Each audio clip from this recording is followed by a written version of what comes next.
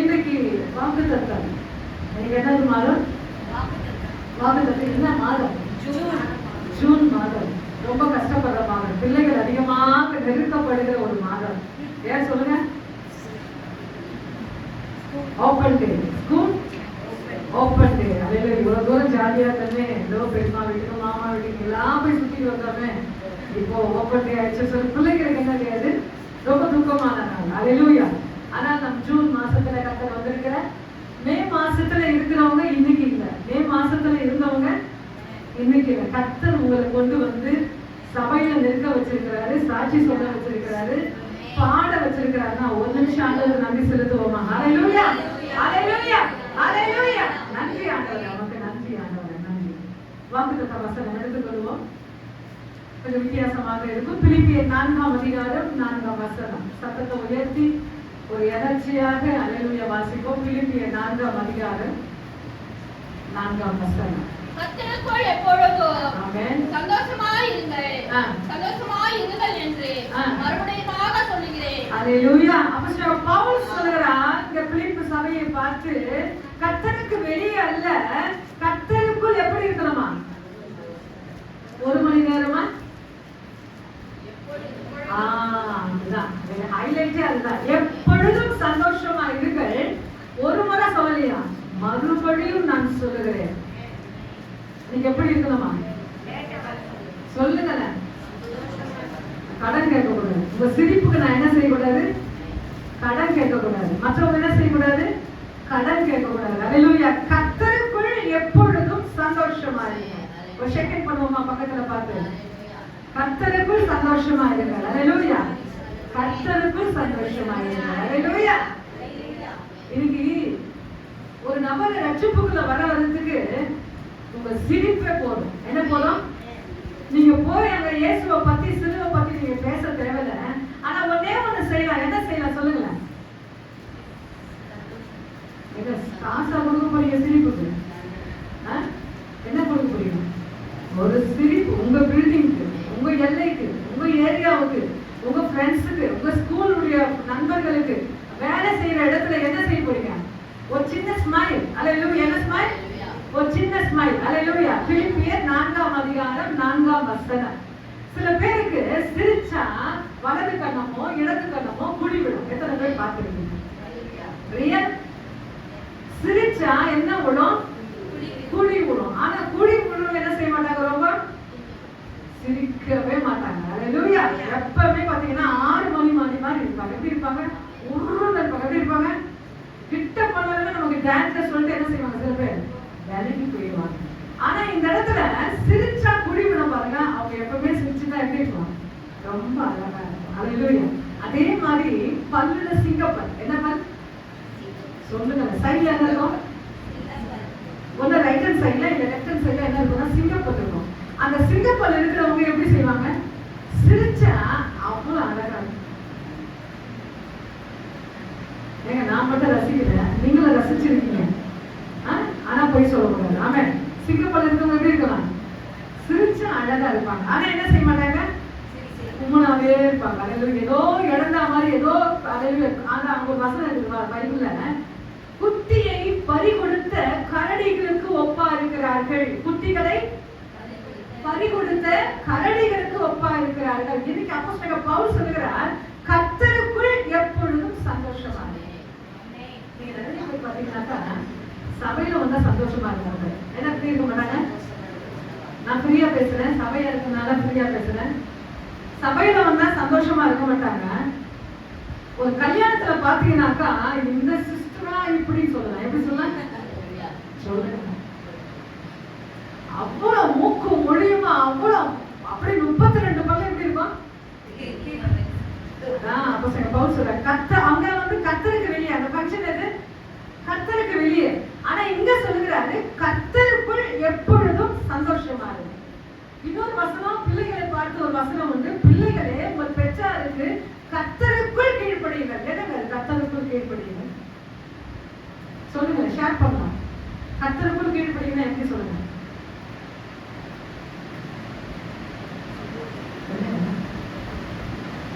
கர்த்தருக்கு வெளியே சொல்லுங்க, கர்த்தருக்குள் கீழ்ப்படியுங்க சொல்லுங்க. பிள்ளைகளை பார்த்து சொல்லுகிறேன். சொல்லுங்க.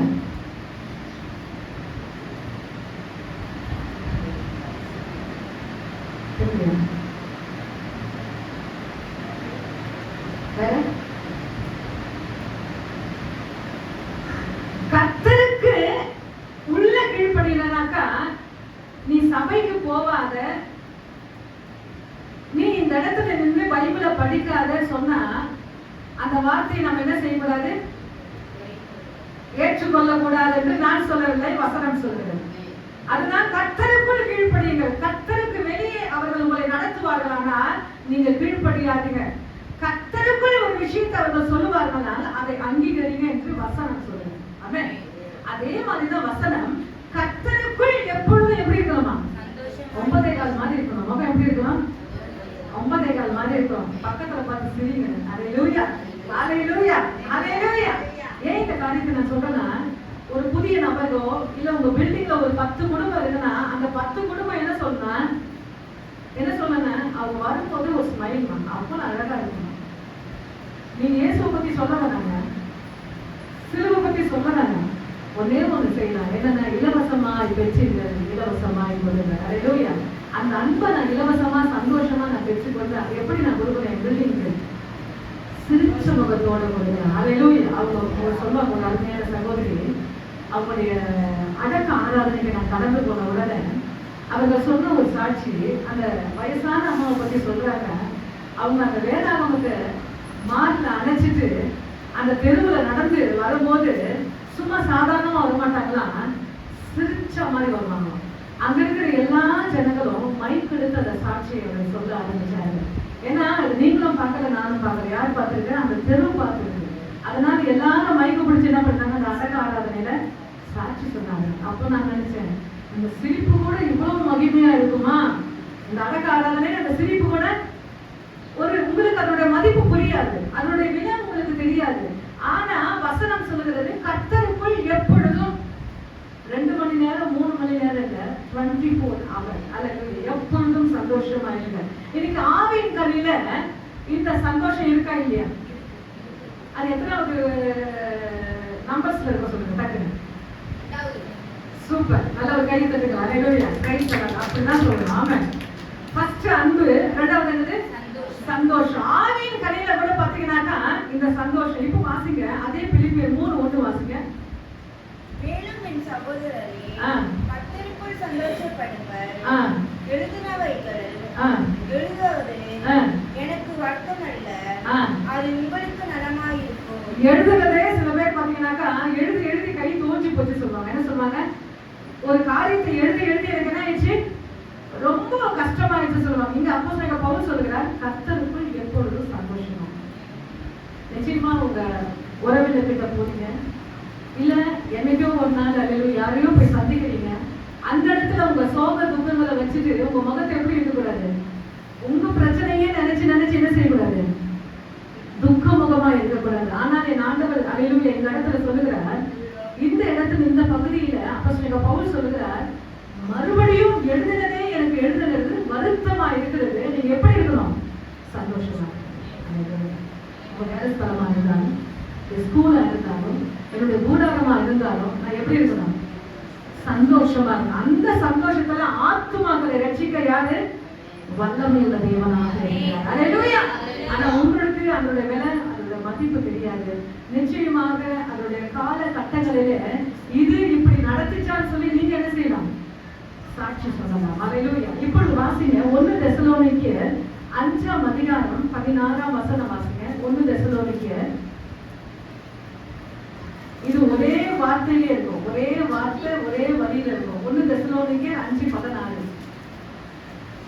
மேலும் சகோதரர்களே, நாங்கள் உங்களுக்குள்ளே போதிக்கிறது 1 என்னவென்றால், தெசலோனிக்கேயர் சிஸ்டர் 5:16. சிஸ்டர் 1 தெசலோனிக்கேயர் 16. எப்பொழுதும் சந்தோஷமாய் இருங்கள். போதும். அல்லேலூயா. ஒரே வார்த்தை ஒரே வேர்ட் இந்த இடத்துல சொல்லப்படுகிறது, எப்பொழுதும் சந்தோஷமா இருங்கள். என்ன சிஸ்டர் நீங்க?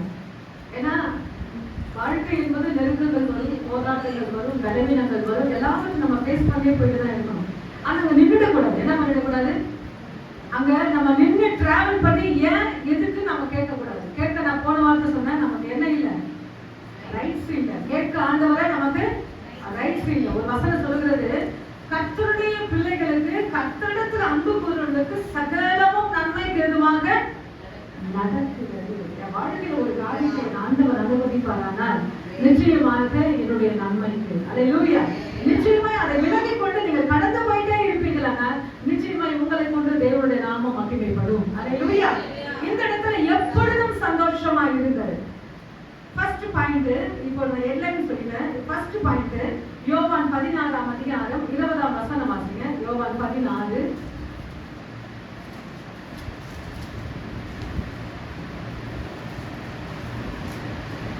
மெய்யாகவே மெய்யாகவே மெய்யாகவே மெய்யாகவே நான் உங்களுக்கு சொல்லுகிறேன், நீங்கள் அழுது புலம்புவீர்கள், உலகமும் சந்தோஷப்படும். நீங்கள் துன்பப்படுவீர்கள், துக்கப்படுவீர்கள், ஆனாலும் உங்கள் துக்கம் சந்தோஷமாக மாறும். ஆமென். அல்லேலூயா. உங்கள் துக்கம் சந்தோஷமாக மாறும். நீங்கள் துக்கப்படுவீர்கள், ஆனாலும் உங்கள் துக்கம் எப்படி இருக்குமா? சந்தோஷம். இது என்னன்னாக்கா கர்த்தருடைய வருகையினால். என்னன்னா வருகையினால் உங்கள் துக்கம் எப்படி இருக்கணுமா? சந்தோஷமாக மாறாது. என்னைக்குன்னா அவருடைய வருகை நாளில. மேலையும் கீழையும் எப்பவுமே ஒரு வசனத்தை நீங்க படிச்சீங்கன்னாக்கா மேல வாசிக்கணும், அடுத்தபடி என்ன இருக்கணும்?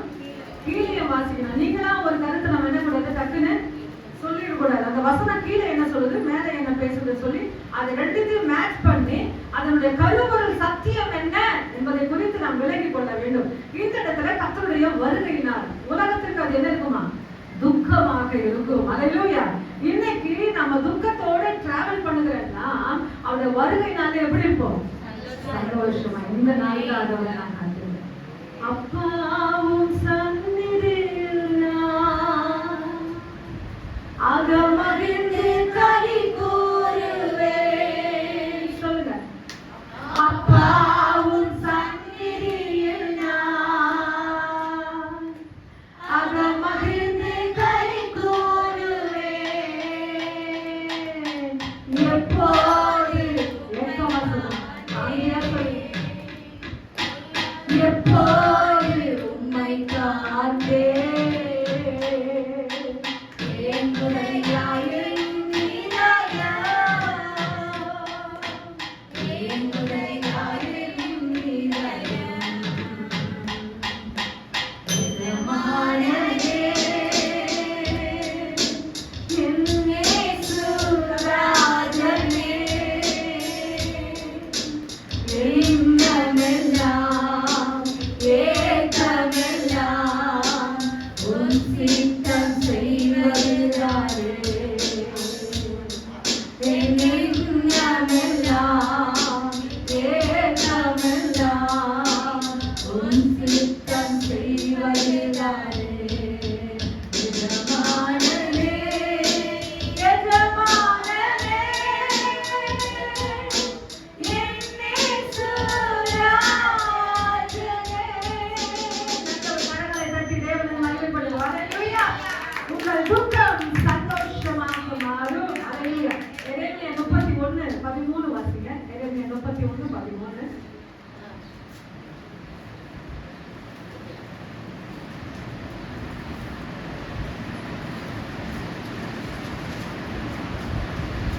கர்த்தர் யாக்கோபை மீட்டு, அவனிலும் பலவானுடைய கைக்கு அவனை நீங்களாக்கி விடுவிக்கிறார்.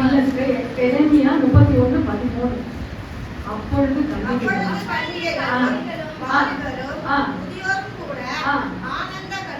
ஆனந்த களிப்பாய் மகிழ்வார்கள். நான் அவர்கள் துக்கத்தை சந்தோஷமாக மாற்றி அவர்களை தேற்றி அவர்களை சஞ்சலம் நீங்க அவர்களை சந்தோஷப்படுத்துவேன். அல்லேலூயா.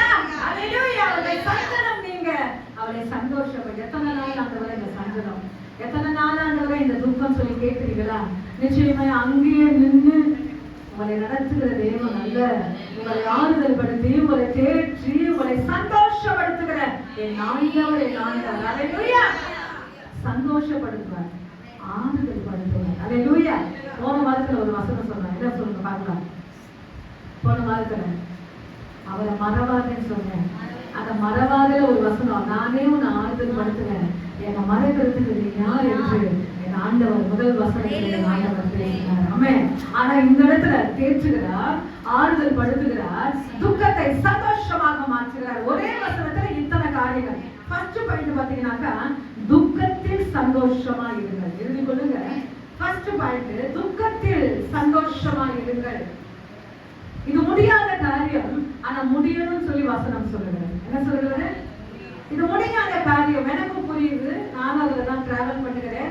ஆனால் வசனம் சொல்லுகிறது உங்கள் துக்கத்தை நான் சந்தோஷமாய் மாற்றுவேன். எப்பவுமே பாத்தீங்கன்னாக்கா ஒரு காரியத்தை ஆண்டவர் நம்ம வாழ்க்கையில அனுமதிக்கிறார்னாக்கா நீங்க கொஞ்சம் என்ன செய்யணும்? ஒத்துழைப்பு கொடுக்கணும். என்ன கொடுக்கணும்? எப்படி ஒரு டாக்டருக்கு ஒரு இன்ஜெக்ஷன் போட நீங்க ஒரு ஒத்துழைப்பு கொடுக்குறீங்களோ, இன்னைக்கு அனுமதிக்கிற எல்லா காரியங்களுக்கும் நீங்க ஒத்துழைப்பு கொடுத்து பாருங்க. நிச்சயமாக அல்லேலூயா என் ஆண்டவர் அந்த பாடுகளை அல்லேலூயா வித்தியாச விதமில கர்த்தர் உங்களை கொண்டு வந்து அநேக சாட்சிகளுக்குள்ளே கர்த்தர் மாற்றுகிற தேவனாக இருக்கிறார். அல்லேலூயா. இந்த இடத்துல உங்க துக்கத்தை எப்படி செய்வார் ஆண்டவர்? சந்தோஷமாய் மாற்றுகிறாரு. ஆனா நான் என்ன செய்யணும்னா என் துக்கத்தை சந்தோஷமா மாற்றணும். எனக்கு எல்லாருக்கும் தெரிஞ்ச ஒரு வேத பகுதி, அண்ணன் ஆலயத்துக்கு எப்படி வந்தா? துக்க முகமா வந்தா. ஆனா அவ ஜெபிச்ச உடனே எல்லாத்தையும் என்ன செஞ்சா? சபையில வச்சுட்டு போயிட்டான். போன உடனே டேபிள்ல உட்கார்ந்து என்ன சாப்பிடுறா? ஆகாரம். அது வரைக்கும் சாப்பிடாத அண்ணன் அவருடைய சமூகத்துல எல்லாத்தையும் வச்சுட்டு ஆகாரம் சாப்பிட ஆரம்பிக்குதாங்க. ஒரு வித்தியாசமான கரடு முரடான ஒரு விசுவாசம். போன சுவிசேஷ கூட்டத்துல போன வியாழக்கிழமை சிஸ்டர் தெபரால் வீட்டுக்கு நான் போய் ப்ரேயர் பண்ண போனேன். போகும்போது அது ஒரு வசனம், அதில் எனக்கு பிடிச்சமான ஒரு வசனத்தை நான் ஷேர் பண்ணும்போது அங்க ஒரு அருமையான ஒரு உதாரணம் என்று சொல்லும் போது அது ஒரு நடந்த ஒரு வேத பகுதி. அதுல புக்ஸ்ல நான் படிச்சிருக்கிறேன். நல்ல ஒரு கர்த்தருடைய பிள்ளைகள் எழுதின ஒரு புக்ஸ்ல நான் படிச்சிருக்கேன். ஒரு அம்மா என்ன பண்றாங்கன்னா ஒரு வெயிட்டான ஒரு சுமைய தலையில என்ன பண்ணிட்டு இருக்காங்க? தூக்கிட்டு வராங்க. அந்த இடத்துல லாரி டிரைவர் பாக்குறாரு. அது ஒரு மூதாட்டி. என்னது? அவங்க தூக்கிட்டு வரவங்க ஒரு வயசானவங்க. அப்போ அவர் என்ன பண்றாரு? நம்ம லாரியை நிறுத்திட்டு போய் பின்னாடி ஏறி உட்காந்துருக்கோம்னா சொல்லிட்டாங்க. இவங்க என்ன செஞ்சுக்கலாம்? முதல்ல ஏறும் போது அந்த வெயிட் என்ன பண்ணிக்கணும்? இறக்கி வச்சுதான் நம்ம ஏற முடியும். அப்படியே நீங்க ஏறிடுவீங்களா? ஏற முடியாது. அந்த வெயிட் வச்சுட்டு தான் நீங்க ஏறி இருப்பீங்க. அந்த அம்மா ஏறவங்க என்ன பண்ணிட்டாங்க? பழக்க தோசத்துல மறுபடியும் வெயிட் தூக்கி எங்க வச்சுட்டாங்க? தலையில வச்சுட்டு இப்போ வண்டி போகுது. பின்னாடி டிரைவர் கண்ணாடியில பாக்குறாரு. என்ன பாக்குறாரு? அந்த அம்மாவை பாக்குறாரு. பார்த்துட்டா அந்த அம்மா நின்றுட்டு என்ன பண்ணிட்டாங்க? பழக்க தோசத்துல அந்த வெயிட்டை வச்சுட்டு அப்படியே டிராவல் பண்றாங்க. அவர் நினைக்கிறாரு இவங்க வயசானவங்க, இவங்க வெயிட்டை குறைக்கணும் சொல்லி வண்டியில என்ன பண்ணிட்டாரு? கொஞ்சம் இடம் கொடுத்து ஏறினாரு. ஆனா அந்த அம்மா என்ன செய்யறாங்க? மறுபடியும் அந்த வெயிட்டை வச்சுட்டு டிராவல் பண்ணாங்க. அப்போ அவங்க வர வேண்டிய இடம் வந்த உடனே கீழே இறக்குனாங்க. ஏமா நீ வெயிட்ட வச்சிருக்கிற, வயசானவங்க சொல்லி தான் உன்னை ஏற்றினேன். ஆனா நீ என்ன செய்யற? உன்னை வெயிட்ட கீழே வைக்கல. அல்லேலூயா. இன்னைக்கும் சபையில பாத்தீங்கன்னாக்கா அநேக பாடுகளோடு, பிரச்சனைகளோடு, அவமானங்களோடு, நிந்தைகளோடு அல்லேலூயா நாம் கடந்து வருகிறோம். ஆனா எங்க வைக்க மறந்துடுறோம். ஆனா வைக்கணும். வச்சுட்டு என்ன செய்யுங்க? மறுபடியும் தூக்கிட்டு போறீங்க. என்ன பண்ணுறீங்க?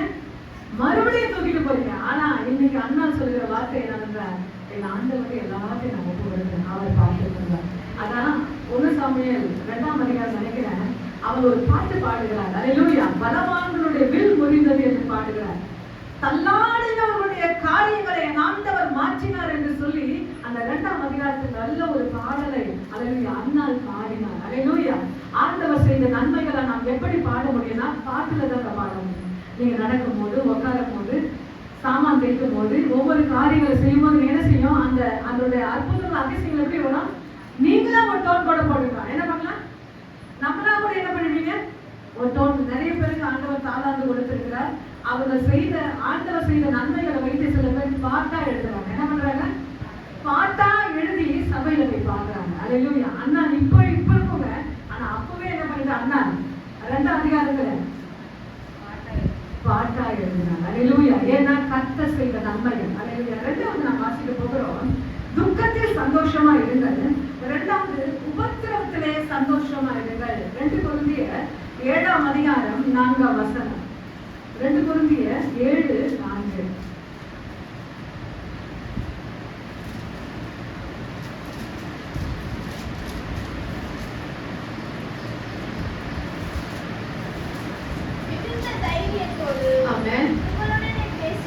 பேசுகிறேன், உங்களை குறித்து மிகவும் மேன்மை மேன்மை பாராட்டுகிறேன். ஆறுதல் நிறைந்திருக்கிறேன். ஆ, உங்களுக்கு உண்டான ஆ. சகல உபத்திரவத்திலும் ஆ.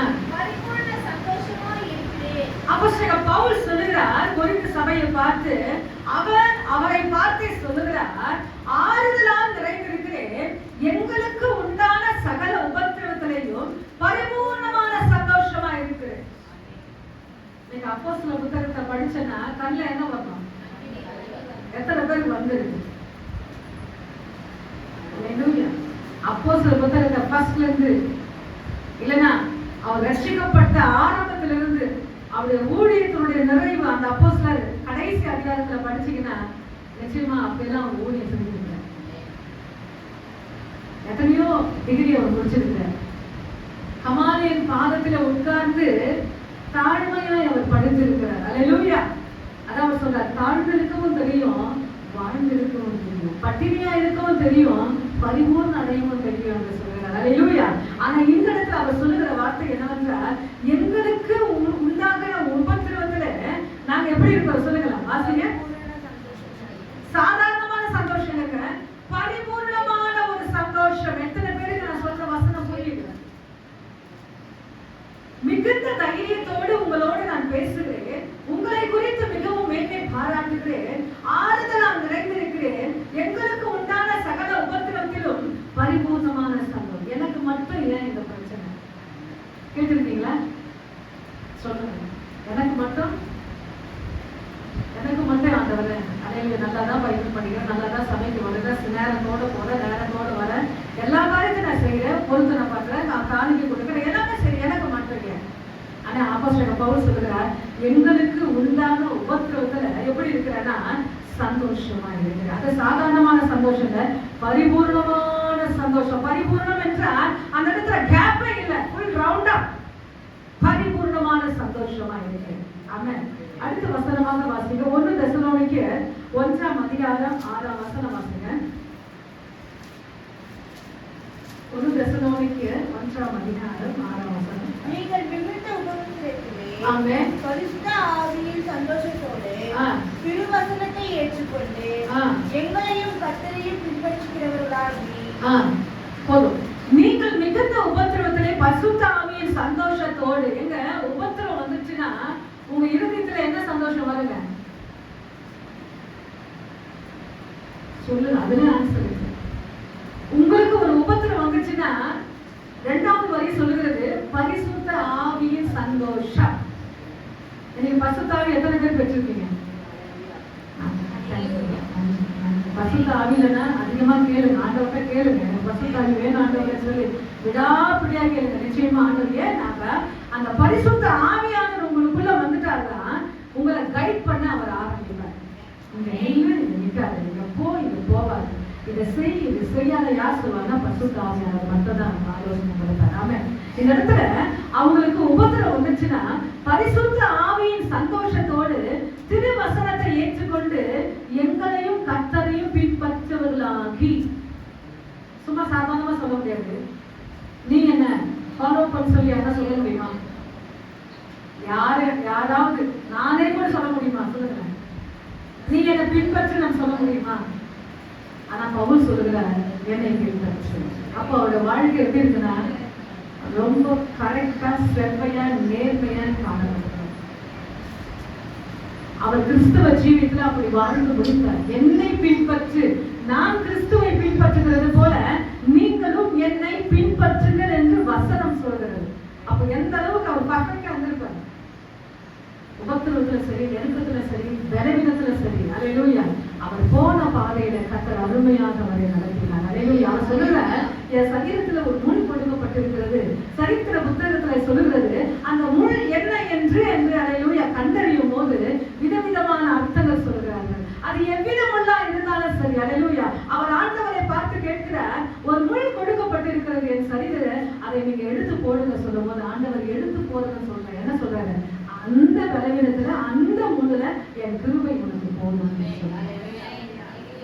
ஃபுல்லாவே எடுத்து போறது சொல்ற. அவர் ஆன்சர் பாருங்க, என் கிருபை உனக்கு போதும். ஆமென். ஹalleluya. நீ ஃபுல்லா எடுத்து போட்டீங்கன்னா நீங்க என்ன செய்ய மாட்டீங்க? ஆண்டவர் என்ன செய்ய மாட்டீங்க? ஆண்டவருக்கு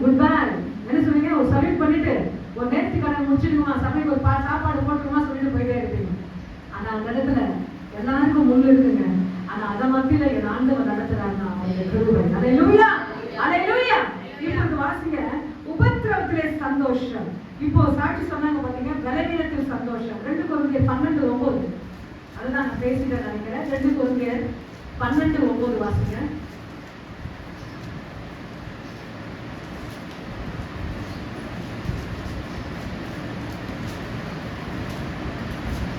அதற்கு அவர்கள் 8:9 வாசிங்க. 8:9 வாசிங்க. வாசிங்க வாசிங்க. 3 வாசிங்க. அது என்னை விட்டு அதற்கு அவர்கள் என் கிருபை முடக்கப் போதும். அதுக்கு மேல வசனம் வாசிங்க. அது மேல வசனம். நீங்க தான் அது வாசிங்க. என்னை விட்டு நீங்கும்படி அது என்னை விட்டு நீங்கும்படி நான் 3 தரம் கர்த்தரிடத்தில் வேண்டிக் கொண்டேன். 3 முறை ஜெபிச்சேன். 9ஆம் வசனம். அதற்கும் அவர்கள் ஆ. என் கிருபை முடக்கப் போதும். ஆ. பலவீனத்தில் என் பலன் பூரணமாய் விளங்கும் ஆ. என்றார். ம். ஆகையால் கிறிஸ்துவின் வல்லமையும் ஆ. என் மேல் தங்கும்படி தங்கும்படி என் பலவீனத்தை குறித்து நான் மிகவும் சந்தோஷமாய் மேன்மை பாராட்டுகிறேன். எத்தனை முறை ஜெபம் பண்ணாரா? 3 முறை ஜெபம் பண்ணாரா? 3 முறை ஜெபிச்சாலும் சரி, 300 முறை ஜெபிச்சாலும் சரி, அவர் செய்து அவர் செய்யறாரு. ஆமென். ஆனா அந்த இடத்துல அவர் சொல்லிடுறாரு, என் கிருபை உனக்கு போதும். இந்த வசனத்தை நான் 3வது பாயிண்ட் நான் பார்க்கல, 2வது பாயிண்ட் நான் பேசிட்டேன். 3வது பாயிண்ட் எடுத்தேன், ஆனா கீழே இருக்கு, அதுக்கு கீழே இருக்கு நினைச்சிட்டேன். அப்படியான பேச வச்சுட்டேன். இப்ப 4வது வாசிங்க. யாக்கோபு 1, 2, 3 வாசிங்க. கொஞ்சம் சீக்கிரமா வாசிங்க. யாக்கோபு 1ஆம் அதிகாரம் 2ஆம் வசனம் 3ஆம் வசனம்.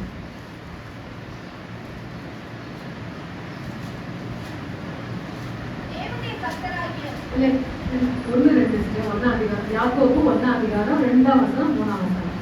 என் சகோதரரே, என் சகோதரரே, நீங்கள் பலவிதமான சோதனைகளில் அகப்படும் போது உங்கள் விசுவாசத்தின் பரீட்சையானது பொறுமையை உண்டாக்கும் என்று அறிந்து அதை மிகுந்த சந்தோஷமாய் எண்ணுங்கள். ஆமென். அல்லேலூயா. நம்ம ஒரு சோதனையில் அகப்படும் போது அது நமக்கு பரீட்சையா. என்னமா? பிள்ளைங்களுக்கு என்ன பண்ண, ஸ்கூலுக்கு போகும்போது அவளுக்கு குவார்டர்லி, ஹாஃப்லி, ஆனுவலி சொல்லி ஒரு பரீட்சை இருக்கிறது. ஆனா இந்த இடத்துல ஒவ்வொரு விசுவாசியும்